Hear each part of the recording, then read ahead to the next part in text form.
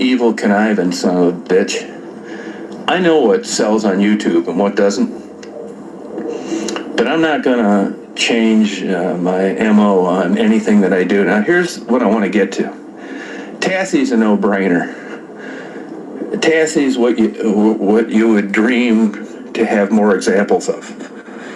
Everybody knows Tassie's prior life. Everybody knows how she's doing now, and it's a great story. It's easy. It's easy to donate to Tassie. She's done what everybody wanted her to do. She's living a better life. They realize how far she's come, blah, blah, blah. Becky, on the other hand, is different. Becky's candidly talked about her lifestyle and that she doesn't want to leave it. But on the same token, from a human standpoint, I've gotten to know Becky and I like her, and I try to help her when I can, despite knowing that she's probably never going to be in Tassie's position. It doesn't interest her. Yesterday, Becky obviously had been beat up. You know, she's, in the good days, she's pretty fastidious about her makeup and how she looks. Well, she didn't look very good yesterday, and that's really why she didn't want to show her face on the camera, which just is super sad.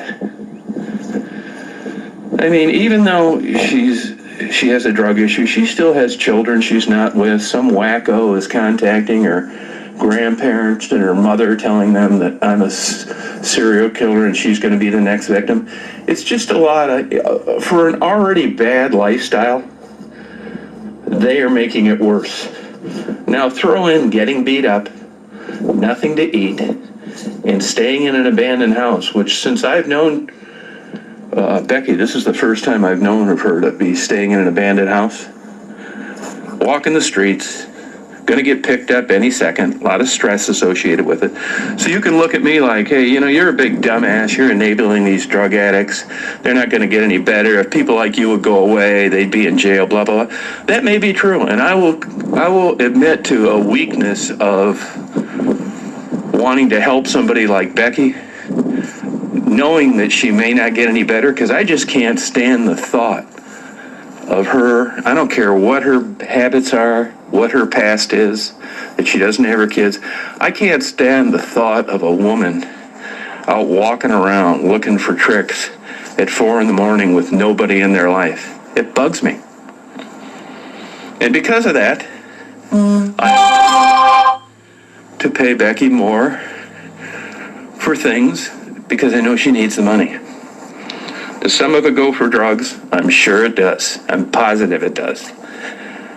But some of it doesn't.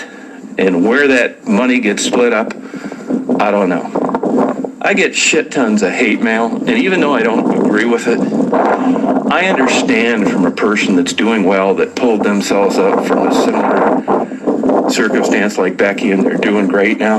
Well, let me tell you guys something. Don't get offended at this, but not everybody wants to be the soccer mom with 2 kids and a nice husband and cooking cinnamon buns in the oven and, you know, taking the kids to soccer practice. Becky doesn't want that. That seems like happiness to you guys, but it isn't happiness to her.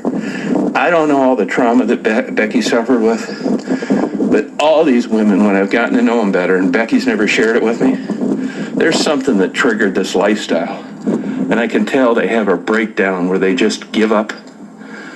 And that's why they're not afraid of fentanyl, and that's why they're not afraid to get into a car with a stranger. Because if they get killed, well, this pain is over. And if they stay alive, well, the getting high on drugs is going to numb them enough to make tomorrow possible. And this is the way I look at things. It isn't some corny, I don't judge, or I'm not handing out Bibles and hot chocolate. That's just the way I think about it.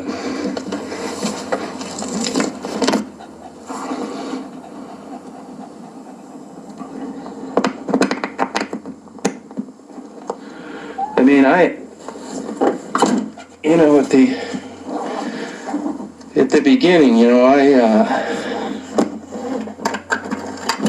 I know what the true deal. I know that I'm not being tricked by a woman that I know for sure doesn't have a place to live, doesn't have a damn dime on her, and is a heroin addict that's dope sick.